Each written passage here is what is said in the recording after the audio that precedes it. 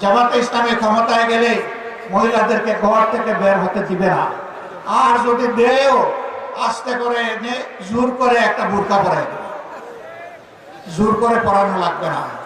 যে দেশে ইসলাম কায়েম হবে এদেশের মানুষেরা মায়েরা আনন্দের সাথে সেদিন তারা ইজ্জতের জন্য তাদের সম্মানের মর্যাদার পোশাক পরিধান করবে।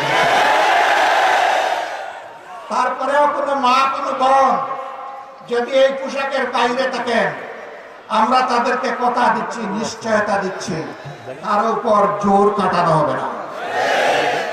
কারণ এদেশে শুধু মুসলমানরা বসবাস করে না, অন্যান্য ধর্মের লোকেরাও বসবাস করে। তারা তো আমাদের ধর্ম যেহেতু গ্রহণ করেনি, তাদের জন্য ইসলামের প্রেসক্রাইব করা পর্দাও তাদের জন্য প্রযোজ্য হয়। তারা যদি ইসলামের সৌন্দর্যে অভিভূত হয়, ইসলাম কবুল করে, সেটা ভিন্ন কথা।